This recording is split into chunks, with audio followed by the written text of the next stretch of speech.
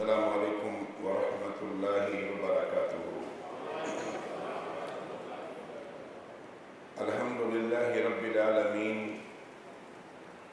والصلاة والسلام علی سیدنا و مولانا محمد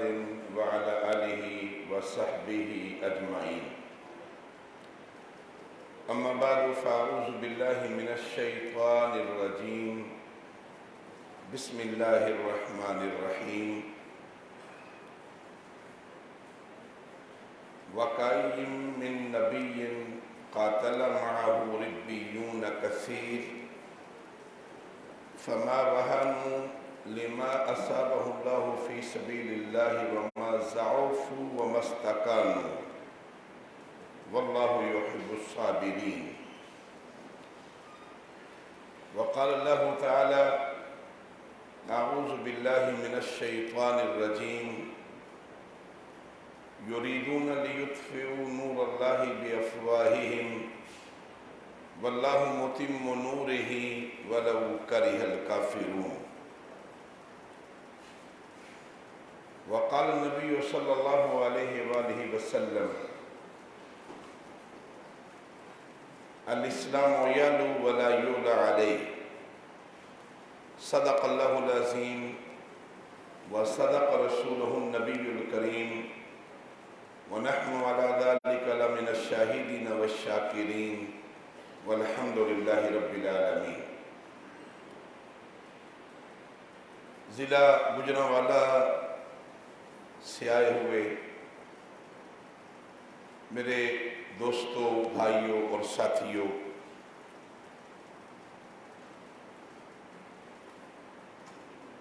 آپ سب اس لحاظ سے خوش قسمت ہیں، قابل مبارکباد ہیں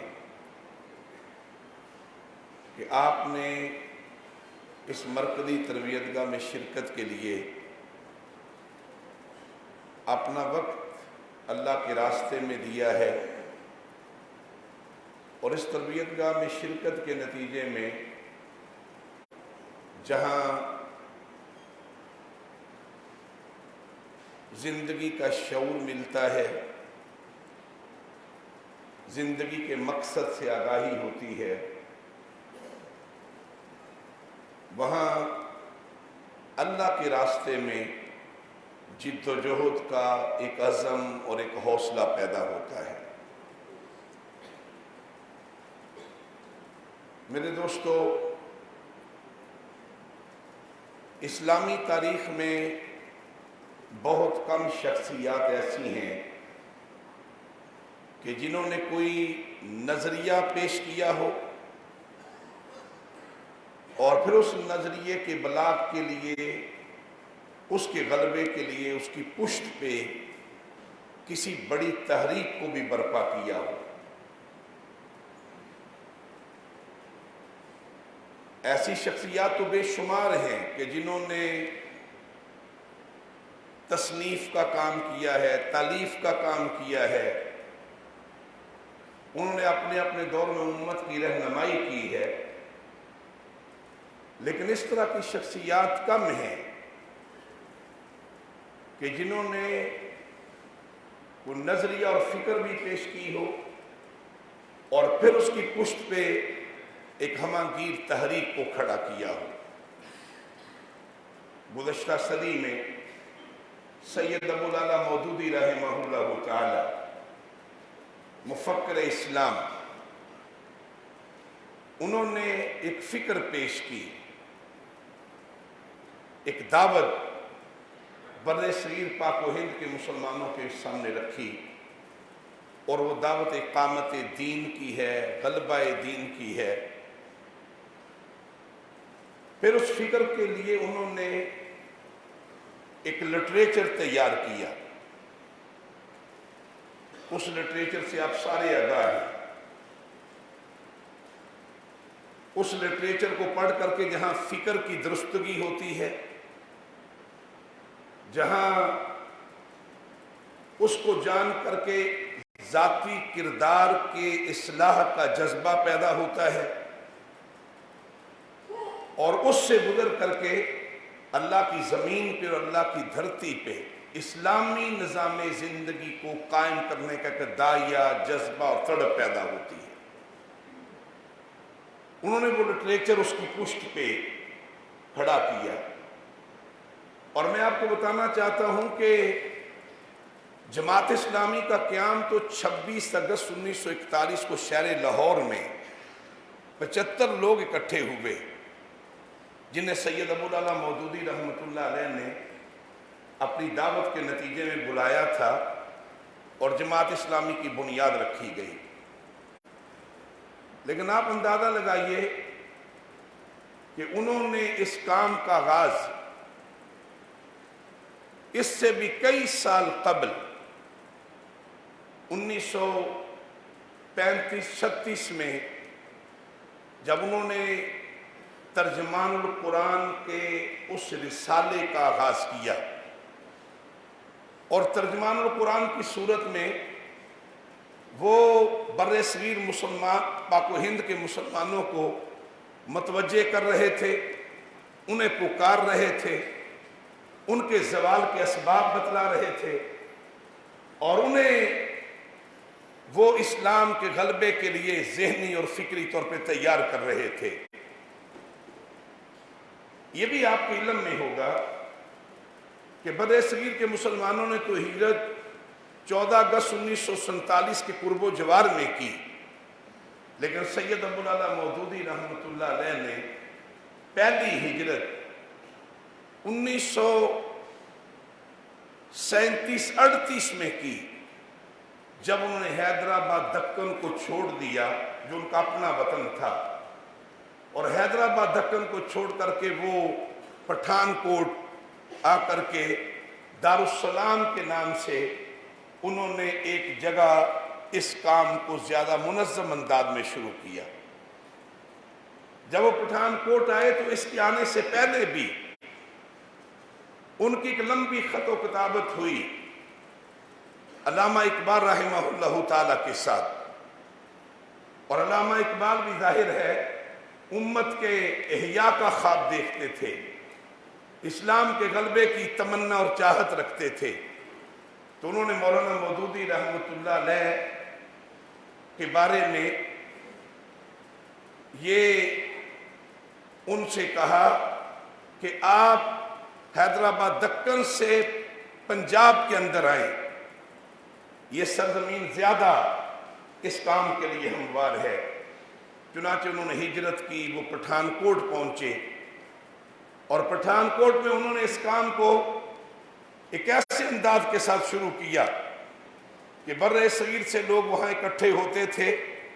اور سید ابو العلا مودودی رحمۃ اللہ علیہ ان کی ذہنی اور فکری تربیت کر رہے تھے، ایک ایک فرد کو تیار کر رہے تھے۔ میرے دوستو، 14 اگست 1947 سے پہلے جب تاریخ کے ان دریچوں میں جھانکتے ہیں تو وہ لمحہ جب پٹھان کوٹ کو چاروں طرف سے ہندوؤں نے گھیر لیا، اور پٹھان کوٹ کی اس بستی میں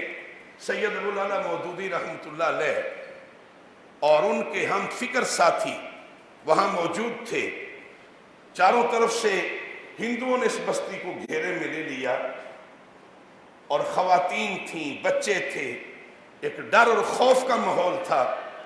تو این اس موقع پہ سید ابو العلا مودودی رحمۃ اللہ علیہ، جن کی حیثیت ایک داعی اللہ کی ہے، جن کی حیثیت ایک اسلامی انقلاب کے نمبردار کی ہے، یکا یک انہوں نے ان کی اس جرت کو دیکھیے، حوصلے کو دیکھیے، انہوں نے سارے لوگوں کو اکٹھا کیا، مردوں کو اکٹھا کیا، خواتین کا اجتماع علیحدہ کیا، اور واضح طور پہ یہ کہا کہ ہم ایک مشکل گھڑی میں ہیں، لیکن اس مشکل گھڑی کا مقابلہ ہم نے جرت سے، استقامت سے اور اللہ کے راستے میں پوری طرح استقامت کے ساتھ کرنا ہے۔ اور ساتھ ہی کہا، مردوں کے اجتماع سے کہا کہ کوئی ہندو اگر ان حدود سے آگے بڑھنے پائے تو اس کا مقابلہ کرنا ہے، اور ساتھ سید ابو الاعلیٰ مودودی رحمۃ اللہ علیہ خود اس پیرے میں شریک تھے، خود وہاں پہ اپنی ڈیوٹی سر انجام دے رہے تھے، اور خواتین سے یہ کہا کہ دیکھیے آپ کی عصمت اور آپ کی عزت اس سے بڑھ کر کے کوئی چیز نہیں ہے، اگر کوئی ہندو آپ کی طرف بڑھنے لگے تو آپ مقابلہ کیجئے، آپ مقابلہ کیجئے۔ بدلتے ہوئے حالات میں سید ابو الاعلیٰ مودودی رحمۃ اللہ علیہ ایک سپہ سالار کی طرح انہوں نے ساری حکمت عملی کو وضع کیا۔ میرے عزیزو،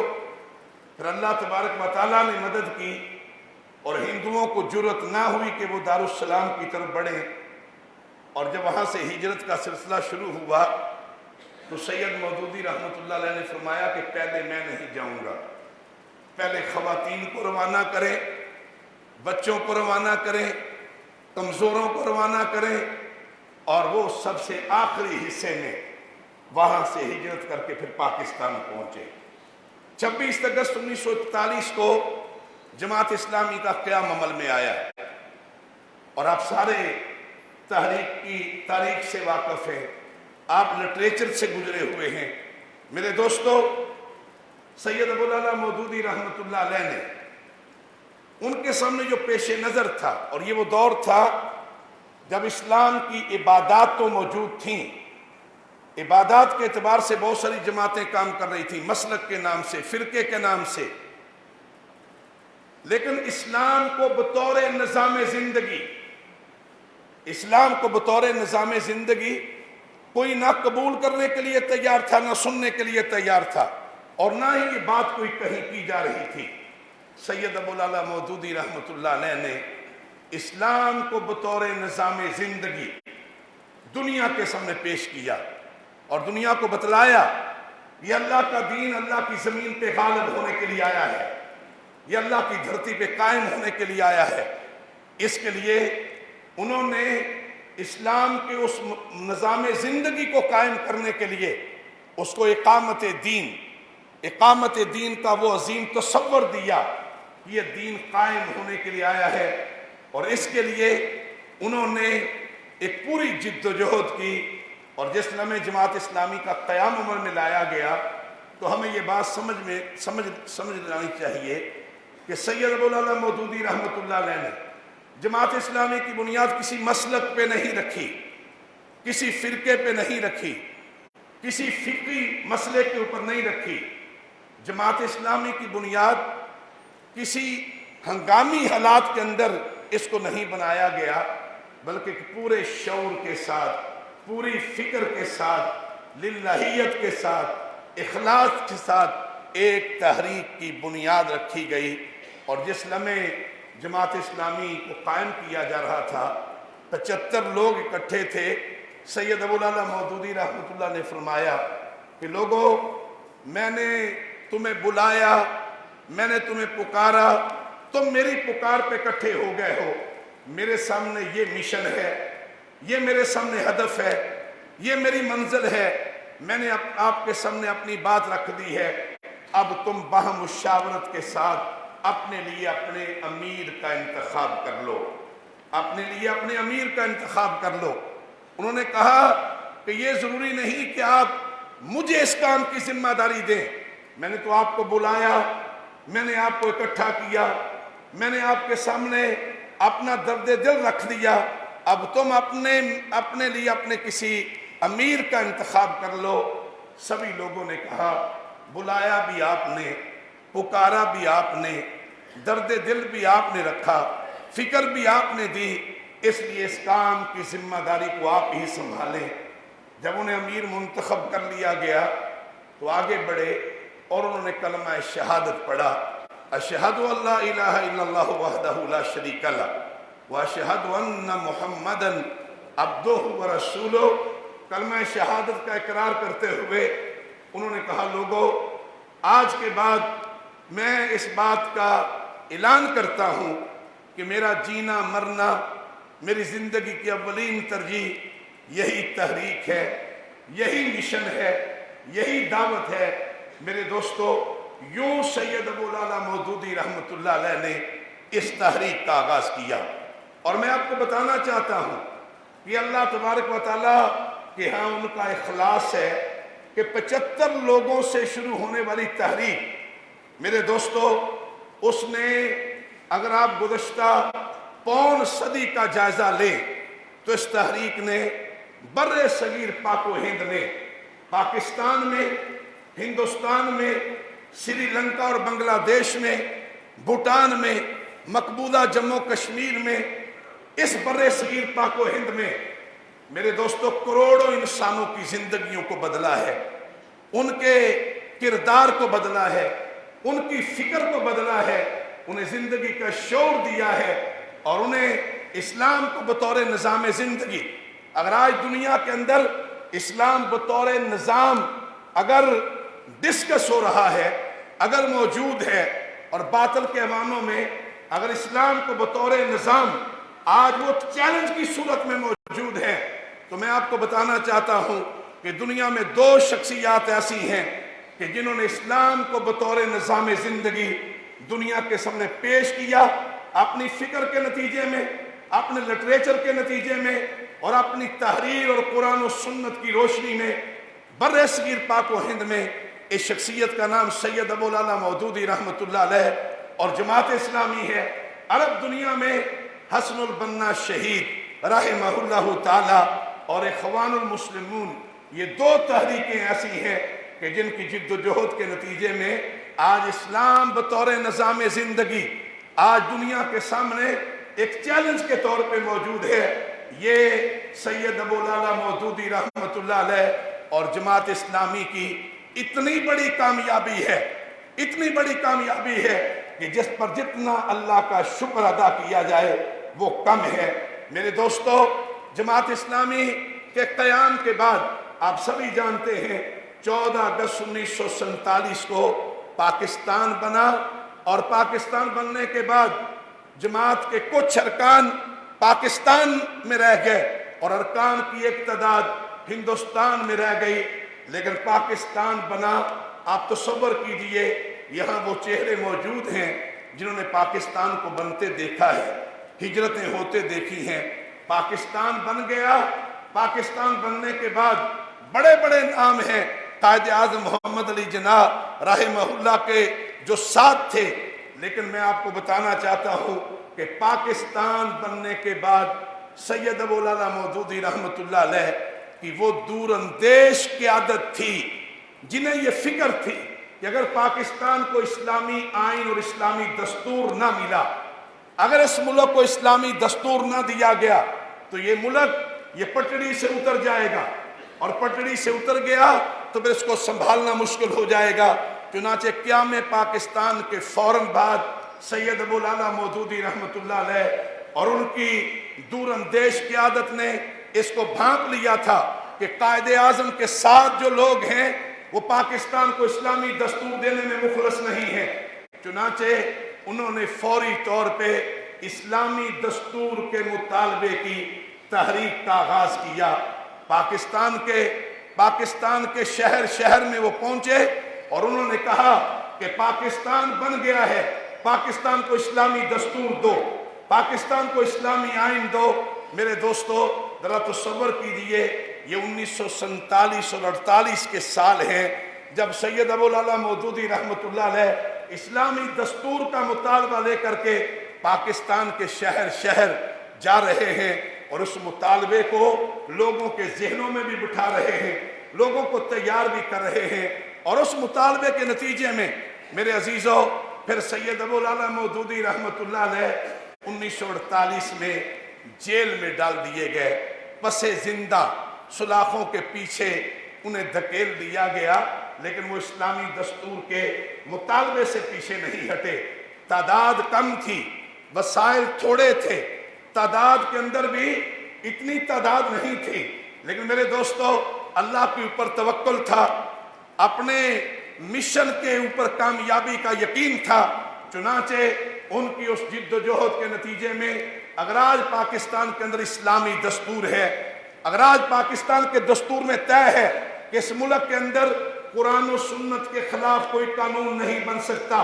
اگر آج اس ملک کے دستور کے اندر طے ہے کہ یہاں حاکمیت اعلیٰ اللہ تبارک و تعالیٰ کی ہوگی، تو اس پاکستان کے اسلامی دستور کو دینے میں سید ابو الاعلیٰ مودودی رحمۃ اللہ علیہ اور جماعت اسلامی کی جد و جہد شامل ہے۔ یہ اتنی بڑی کامیابی ہے تحریک اسلامی کی، جماعت اسلامی کی، اس کامیابی کے اوپر بھی ہم اللہ کا شکر ادا کرتے ہیں، اللہ کا شکر ادا کرتے ہیں۔ میرے دوستو، پھر میں آپ کو بتانا چاہتا ہوں کہ یہی وہ دور تھا جب بر صغیر پاک و ہند میں فتنہ قادیانیت اپنے عروج پہ تھا، اور قادیانی لابی قیام پاکستان کے بعد بھی آپ تصور کیجئے کہ سر ظفر اللہ خان جو قادیانی تھا وہ پاکستان کا وزیر خارجہ بن گیا۔ پاکستان کے بہت سارے اہم مناصب کے اوپر قادیانی لابی آ کر کے مسلط ہو گئی، اور پاکستان کے بارے میں پھر ایک طرح کے خطرات کے بادل منڈرانے لگے۔ لیکن ایسے میں سید ابو الاعلیٰ مودودی رحمۃ اللہ علیہ نے وہ کتابچہ آپ نے پڑھا ہوگا، فتنہ قادیانی مسئلہ کے طور پہ ایک چھوٹا کتابچہ ہے، انہوں نے تحریر لکھی، بر صغیر کے مسلمانوں کو سمجھایا، پاکستان کے مسلمانوں کو سمجھایا کہ دیکھیے یہ مسئلہ کیا ہے، اس کے مضمرات کیا ہے، قادیانی لابی اس کا کس طریقے سے وہ ختم نبوت کے بارے میں، بنیادی عقیدے کے بارے میں وہ ایک بہان پیدا کر رہے ہیں۔ ان کی اس تحریر کے نتیجے میں قادیانی لابی اس قدر مضبوط تھی کہ سید ابو الاعلیٰ مودودی رحمۃ اللہ علیہ کو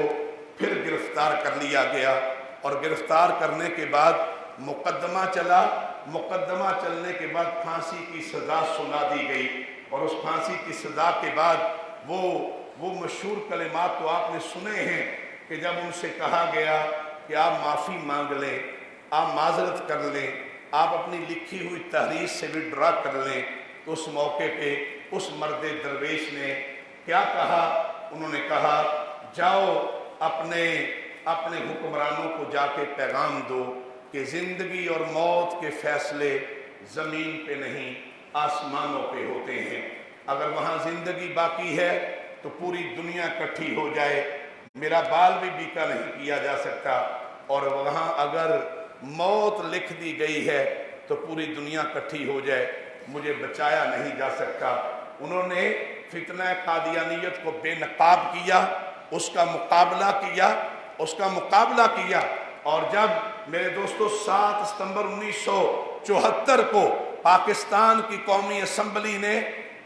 ان قادیانیوں کو غیر مسلم قرار دیا، تو اس کے پیچھے سید ابو الاعلیٰ مودودی رحمۃ اللہ علیہ اور ان کی جد و جہد، اور جماعت اسلامی کی پوری جد و جہد، اور نشتر میڈیکل کالج کے وہ طلبہ جو ملتان سے چلے تھے اور ربوہ سے ہوتے ہوئے گزر رہے تھے، ان اسلامی جمعیت طلبہ کے ان نوجوانوں کی جد و جہد کے نتیجے میں بالآخر آپ کی اسمبلی کو قادیانیوں کو غیر مسلم قرار دینا پڑا۔ یہ بھی جماعت اسلامی کی کامیابی ہے۔ سید ابو الاعلیٰ مودودی رحمۃ اللہ علیہ، یہ ان کی اس تحریک کی کامیابی ہے۔ میں آپ سے عرض کرنا چاہتا ہوں،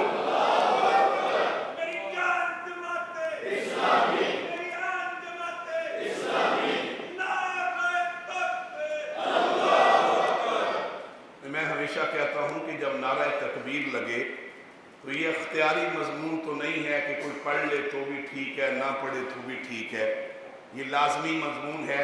نعرہ لگے تو یہ ایمان کا اظہار بھی ہے، یہ اپنے عقیدے کا اظہار بھی ہے، اور یہ ایک مسلمان کی طاقت بھی ہے۔ اس لیے تکبیر کا نعرہ لگے تو ایک تو اس کے اندر یکجہتی ہونی چاہیے، ایسا نہیں ہے کچھ لوگ جواب دے رہے ہوں کچھ لوگ خاموش ہوں، اور دوسرا یہ کہ جواب دیتے ہوئے آواز کو بھی بلند کیجئے اور اپنا ہاتھ بھی فضا میں بلند کیجئے، اور اپنی اکٹھا کیجئے۔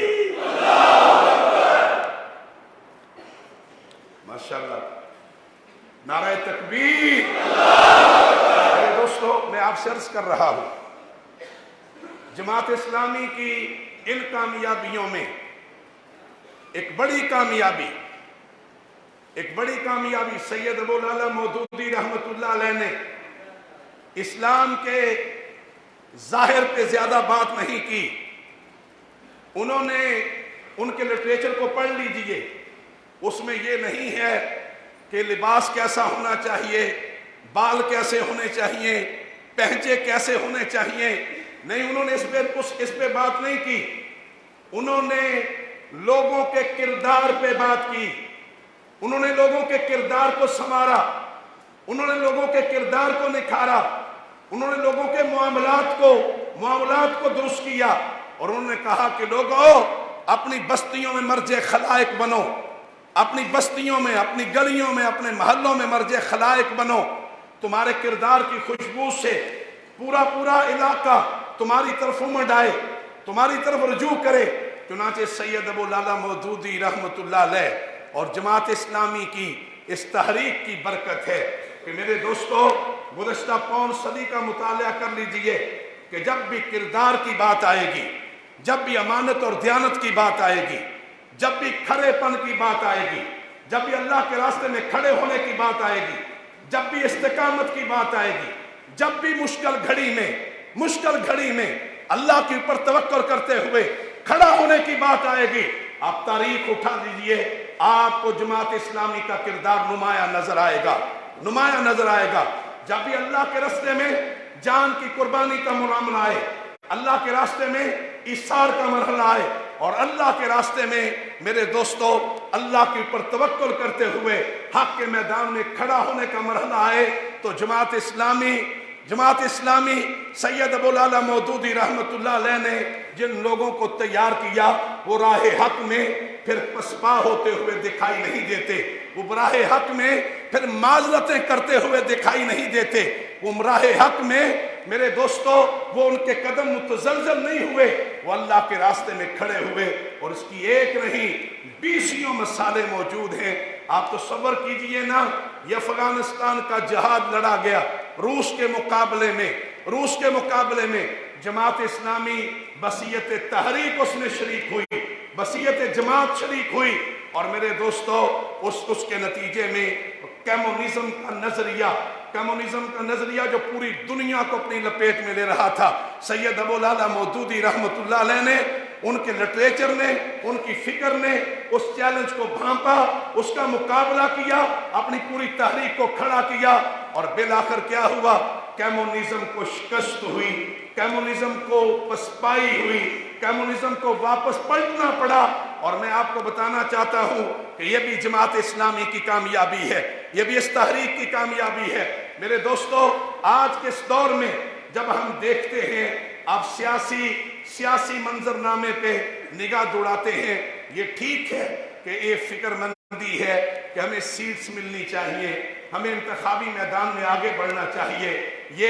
اس کے اوپر یکسوئی ضروری ہے، اس کے اوپر آگے بڑھنا ہے. لیکن میرے دوستو آج کے لمحہ موجود میں جب چاروں طرف کرپشن کے چرچے ہیں، لوٹ مار کی کہانیاں ہیں، میرے دوستو جہاں پہ ایک ایسی داستانیں ہیں، اس ماحول میں امانت اور دیانت کی بات ہو تو جماعت اسلامی کا تذکرہ آتا ہے. میرے دوستو اس ماحول میں اگر خدمت خلق کی بات ہو تو جماعت اسلامی کا تذکرہ آتا ہے. اس ماحول میں اگر اسمبلیوں میں اعلیٰ کردار کی بات ہو تو جماعت اسلامی کا تذکرہ آتا ہے. یہ جماعت اسلامی کی کامیابی ہے کہ جماعت اسلامی نے اس معاشرے میں کردار کو نمایاں کیا، اخلاق کو نمایاں کیا. میں آپ سے عرض کرنا چاہتا ہوں کہ ایسے کردار سید ابو لالا مودودی رحمت اللہ علیہ نے تیار کیے. کہتے ہیں کہ ایک رکن جماعت ان کا اپنا بیٹا کسی تنازع کی وجہ سے گرفتار ہونے کے بعد مقدمہ چلا، اور مقدمہ چلتے چلتے جب وہ جج کے عدالت میں پیش ہوا تو اس جج نے کہا جب وکیل نے بہت زیادہ بحث کی کہ جو میرا جو کلائنٹ ہے یہ بے گناہ ہے، تو جج نے کہا کہ اگر یہ بے گناہ ہے تو وکیل صاحب میں آپ کی بات تو نہیں مانوں گا، البتہ ان کے والد اگر کل عدالت میں آ کے کہہ دیں کہ میرا بیٹا بے گناہ ہے تو میں ان کی بات ضرور مانوں گا. میرے دوستو वकील साहब रात जमात के उस रुकन के घर गए और जाके कहा कि अगर कल आप अदालत आ जाएं और आपके एक बयान की वजह से आपका बेटा रिहा हो जाएगा, तो बुजुर्ग रुकने जमात ने कहा कि इंशाल्लाह मैं कल अदालत आऊँगा। अगली सुबह हुई, अदालत लगी, वो अदालत पहुँचे और भरे कमरे में बेटा भी अदालत में मौजूद है, वकील भी मौजूद हैं, सामने जज बैठे हैं। वालिद आगे बढ़े और जज को मुखातब करते हुए कहा कि जज साहब, मेरा बेटा गुनहगार है, बेगुनाह नहीं है। ये वालिद ने भरी अदालत में 2 जुमले कहे, वहाँ से वापस पलटने लगे तो पीछे से जज ने कहा कि तुम्हारे वालिद की गवाही के बाद मैंने तुम्हें बरी कर दिया, तुम्हें मैंने छोड़ दिया। ये वो किरदार है जो सैयद अबुल आला मौदूदी रहमतुल्लाह अलैह की तहरीक ने पैदा किया। मेरे दोस्तों, हमें तहैया करना है कि हमने इस किरदार को मदम नहीं होने देना। जरा सारे कहें ना इंशाअल्लाह। हमने इस किरदार को मदम नहीं होने देना। ये ठीक है कि दुनिया में आज दौलत की, धौंस की, ताकत की, इसके भी गलगले हैं, लेकिन याद रखिए हमारा हथियार, हमारी ताकत, हमारा किरदार है। और आप सारे तहरीक से वाबस्ता लोग हैं, हमने इस किरदार की हिफाजत करनी है इंशाअल्लाह। और मैं अगली बात आपसे कहना चाहता हूं, मेरे दोस्तों, ये जो राहे हक में मैंने खड़ा होने की बात की, अब तो सब्र कीजिए कि पाकिस्तान का माहौल हो, कैसे कैसे हीरे जमात इस्लामी ने पेश किए। ये हीरे आप तारीख के अंदर उठा करके देख लीजिए, कुछ नुमाया है और कुछ पाकिस्तान के गली कूचों में उन बुजुर्गों को देखिए जिन्होंने पूरी जिंदगी तज दी, अपने कैरियर को कुर्बान कर दिया, लेकिन दावत अल्लाह की तहरीक में अपना सब कुछ लुटा दिया, अपना सब कुछ पेश कर दिया। और आप बर्रे सगीर पाक व हिंद पे जरा नजर दुड़ाएं ना, ये जो बांग्लादेश के अंदर कुर्बानियां हैं, ये जो हमारे भाई मुतीउर रहमान निजामी, मुल्ला अब्दुल कादर, कमरुज़्ज़मान चौधरी, ये कहना तो आसान है कि उनका जुर्म सिर्फ इतना था कि उन्होंने 1971 में पाकिस्तान को 2 टुकड़े होते हुए उन्होंने कबूल नहीं किया था, यही उनका जुर्म था। लेकिन मेरे दोस्तों, उन्हें फांसी के फंदे पे लटकाया गया, उनसे कहा गया कि माफ़ी मांग लो, तुम्हें आज़ादी मिल जाएगी। उन्होंने कहा कि जो काम अपने पूरे शऊर के साथ किया है उससे माफ़ी नहीं मांगी जा सकती। मेरे दोस्तों, वो फांसी के फंदे पे एक एक करके लटका दिए गए। उन्होंने जामे शहादत नोश कर लिया, लेकिन उन्होंने कंप्रोमाइज़ नहीं किया। ये जमात इस्लामी का करैक्टर है, ये जमात इस्लामी का किरदार है। ये मकबूजा जम्मू कश्मीर में सैयद अली गिलानी रहमहुल्लाह ताला, आप अंदाजा लीजिए, 90 साल के वो मर्द मुजाहिद, उनके 40 साल के जिंदगी के हिंदुस्तान की जेलों में गुजरे, हिंदुस्तान की जेलों में। मेरे दोस्तों, हिंदुस्तान ने डराया, धमकाया, वो जेल में थे, उनके घरों से जनाजे उठते रहे, उनकी बेटियां रुखसत होती रही। हिंदुस्तान ने लालच देना चाहा, खरीदना चाहा। सैयद अबुल आला मौदूदी रहमतुल्लाह अलैह, वो सैयद मौदूदी की फिक्र के अलंबरदार थे, मर्द हुर्रियत थे। उन्होंने कहा कि सब कुछ कबूल है, मगर अपने नजरिए और आज़ादी के ऊपर समझौता कबूल नहीं है। उन्होंने बिलाखिर उसी रास्ते पे चलते चलते उन्होंने अपनी जान आफरी के सुपुर्द कर दी। ये सैयद अबुल आला मौदूदी रहमतुल्लाह अलैह का वो किरदार है। और मैं आपको बताना चाहता हूँ कि आज अरब दुनिया के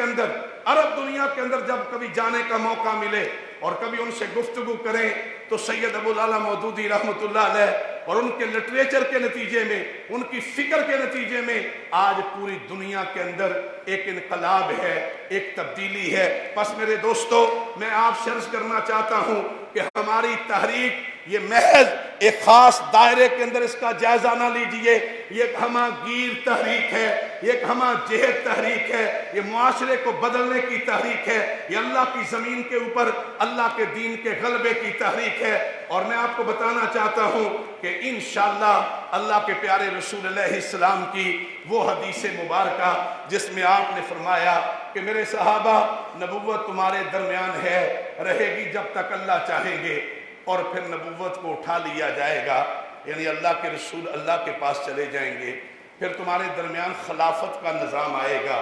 رہے گا جب تک اللہ چاہیں گے، اور پھر خلافت کا نظام بھی ختم ہو جائے گا۔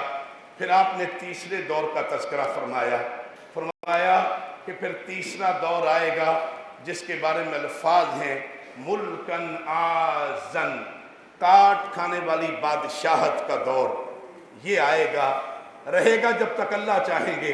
اور پھر آپ نے چوتھے دور کا تذکرہ فرمایا، میرے صحابہ پھر تمہارے اوپر چوتھا دور آئے گا ملکن جبرین، یہ دور ظلم کا ہوگا، جبر کا ہوگا۔ میرے دوستو، اس وقت حدیث مبارکہ کی روشنی میں اور آپ جس دور میں موجود ہیں، یہ وہی ظلم کا دور ہے، جبر کا دور ہے، جہاں دنیا کی ساری شیطانی قوتیں اکٹھی ہو کر کے اسلام کے اوپر حملہ آور ہیں، اللہ کے دین کے اوپر حملہ آور ہیں۔ حملہ آور اس لیے ہیں کہ اسلام ایک پوری قوت کے ساتھ موجود ہے، ایک چیلنج کے طور پہ موجود ہے، ایک نظام کے طور پہ موجود ہے۔ ان کی معیشت کے مقابلے میں اسلام کا نظام معیشت آج ایک حقیقت کے طور پہ موجود ہے۔ ان کی گندی تہذیب کے مقابلے میں اسلامی تہذیب ایک حقیقت کے طور پہ موجود ہے میرے دوستو۔ اور ان کے پورے زندگی کے فلسفے کے مقابلے میں میرے دوستو اسلام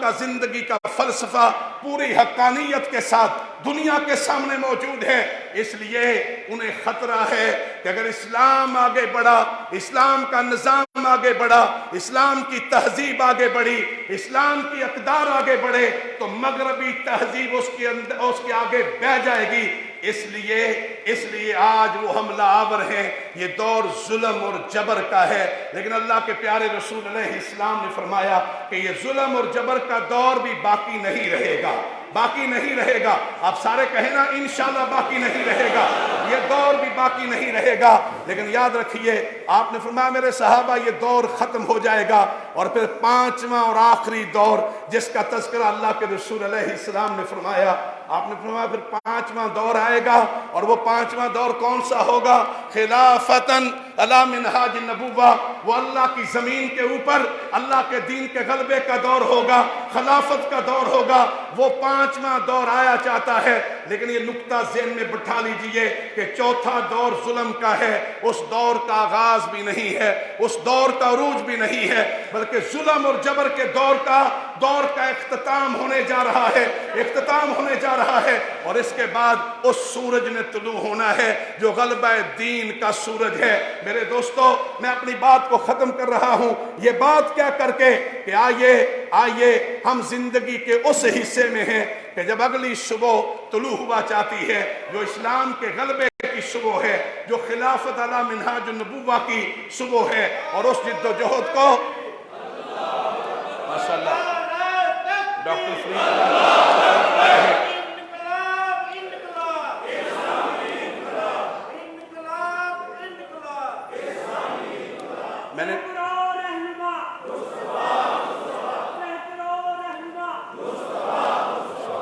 میں نے پہلے بھی گزارش کی تھی کہ تکبیر کے نعرے پہ تو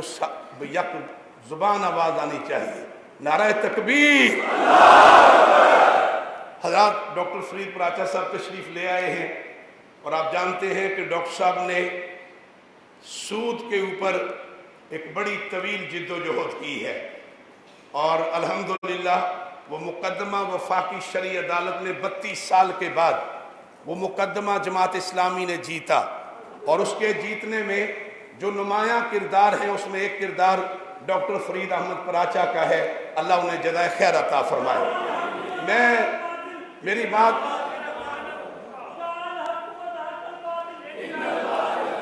میری بات مکمل ہو گئی ہے. میں آپ سے عرض کر رہا تھا کہ میں اور آپ اس چوتھے دور میں ہیں جس کو حدیث مبارکہ میں ملکن جبرین کہا گیا. جبر اور ظلم کا دور ہے. اور میں نے یہ بھی آپ سے کہا کہ ظلم اور جبر کے دور کا آغاز نہیں ہے, ظلم اور جبر کے دور کا عروج بھی نہیں ہے, ظلم اور جبر کے دور کا اختتام ہونے جا رہا ہے انشاءاللہ. اور اس کے بعد جو صبح آنی ہے میرے دوستو, ہماری جد و جہد اللہ کے ہاں اس عظیم کامیابی کے لیے ہے کہ جب اللہ تبارک و تعالیٰ پوچھیں کہ بتلاؤ ظلم اور جبر کے دور میں تمہارا رول کیا تھا, تمہارا کردار کیا تھا, تم نے کیا کیا تھا, تو میرے دوستو وہاں کہہ سکیں اللہ ظلم اور جبر کے دور میں ہم تیرے دین کے پرچم کو تھام کے کھڑے تھے, ہم باطل کے مقابلے میں کھڑے تھے, ہم حق کے لیے کھڑے تھے, حق کے غلبے کے لیے کھڑے تھے. اور انشاءاللہ وہ جو 5واں دور ہے خلافتن علی منہاج النبوہ, اللہ کی زمین کے اوپر خلافت کا دور, اسلام کے غلبے کا دور, یہ آقا کریم علیہ السلام کی بشارت ہے اور اس بشارت کو انشاءاللہ پورا ہونا ہے. ذرا سارے کہنا انشاءاللہ پورا ہونا ہے. میرے دوستو سید ابو العلا مودودی رحمت اللہ علیہ اور ان کی تحریک یہ میرے دوستو آگے بڑھتے بڑھتے یہ اس منزل پہ منتج ہوگی جب اللہ کی زمین پہ, اللہ کی دھرتی پہ اللہ کے دین کا غلبہ ہوگا, انشاءاللہ ہوگا. اقول قولی ھذا استغفر اللہ لی و لکم ولسائر المسلمین.